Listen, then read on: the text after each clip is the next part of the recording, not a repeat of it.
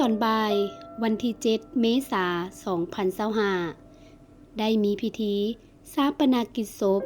สหายพลเอกคำไต่ศรีพันดรอดีตประธานคณะบริหารงานศูนย์กลางพรรคอดีตประธานประเทศแห่งสาธารณรัฐประชาธิปไตยประชาชนลาวขบวนได้เคลื่อนย้ายสรีระห่างกายของสหายพลเอกคำไต่ศรีพันดรจากหอประชุมแห่งชาตินครหลวงเวียงจันทน์สถานที่ไว้อาลัยเคลื่อนตามถนนไก่สอนพรหมวิหารสองฝากทางได้มีทหารตำรวจพนักงานราชการสาวหนุ่มนักเรียนนักศึกษาและประชาชนร่วมไว้อาลัยแสดงความรู้บุญคุณความเคารพรักและไว้อาลัยเป็นครั้งสุดท้ายขบวนได้เคลื่อนเข้าสู่สถานที่ประกอบพิธีชาปนกิจศพเบื้องกระทรวงป้องกันประเทศเคลื่อนเข้าสนามหลวงมุ่งหน้าสู่หอพระเมรุในท่ามกลางการเข้าร่วมของการนำขั้นสูงพรรครัฐบาลและบุคคลสำคัญทางภายในและต่างประเทศพร้อมด้วยพ่อแม่ประชาชนภายหลังที่สรีระห่างกายของสหายได้ถูกวางทั้งแทงหอพระเมรุแล้วก็ได้ก้าวเข้าสู่พิธีทางการโดยการกล่าวสดุดีของสหายทองลุ้นศรีสุฤทธิ์เลขาธิการใหญ่ประธานประเทศแห่งสาธารณรัฐประชาธิปไตยประชาชนลาวที่ได้กล่าวสดุดีไว้อาลัยแด่สหายพลเอกคำไต่ศรีพันดรซึ่งมีบางตอนท่านได้กล่าวว่าบรรดาฐานบรรดาสายและเพื่อนมิตรชาวแป้งทั้งหลายในท่ามกลางแห่งความโศกเศร้าเสียดายหาอันเปรียบบ่ได้ต่อการจากไปของสหายประธานคำไต่ศรีพันดรพวกเฮาขอให้คำมั่นสัญญาต่อดวงวิญญาณของสหายว่าจะสืบต่อปฏิบัติภารกิจ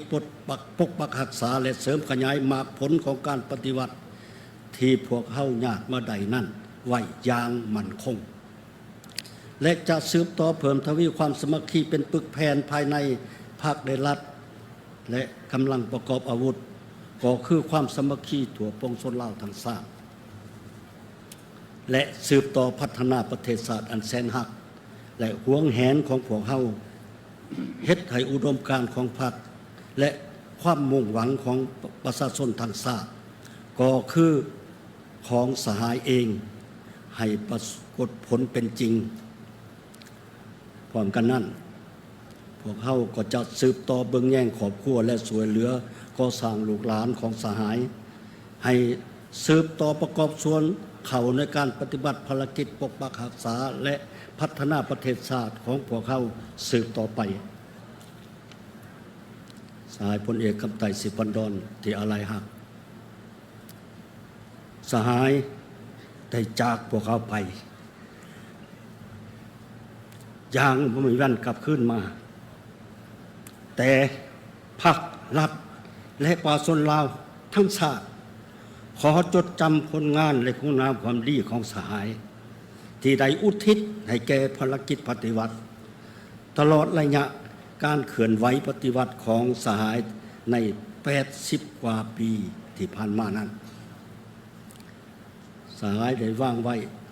ให้แก่พวกเขาจดจำอย่างบ่มีวันลงลืมได้สื่อเสียงเฮียงนามและเกียรติคุณของสหายจะได้บันทึกไว้ในปื้มค่ำแห่งหน้าประวัติศาสตร์ของชาติเฮาตลอดไปขอให้ดวงวิญญาณของสหายประธานคำไต่ศรีพันดรจงไปสู่สุคติเถิด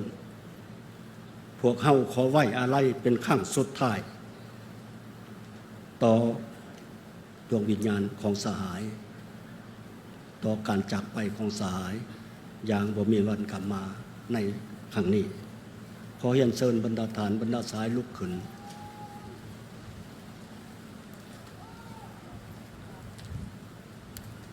ก้มหัวไหว้อาลัยต่อดวงวิญญาณของสหายคำไต่ศรีพันดร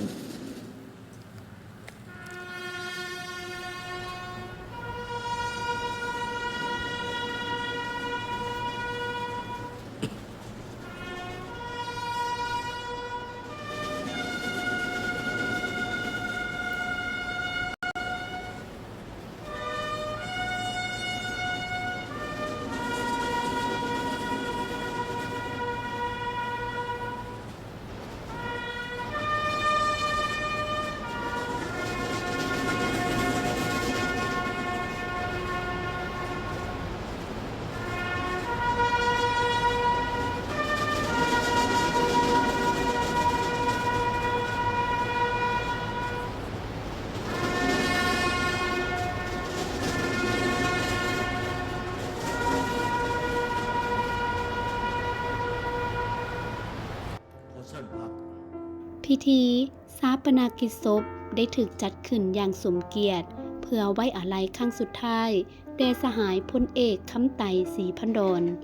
ถึงแม้นว่าห่างกายของสหายจะจากพวกเขาไปแต่ผลงานคุณงามความดีของสหายความเสียสละ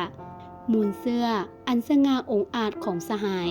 จะอยู่ในดวงใจของประชาชนลาวบรรดาเผ่าตลอดไปขอให้ดวงวิญญาณของสหายจงไปสู่สุคติด้วยเถิด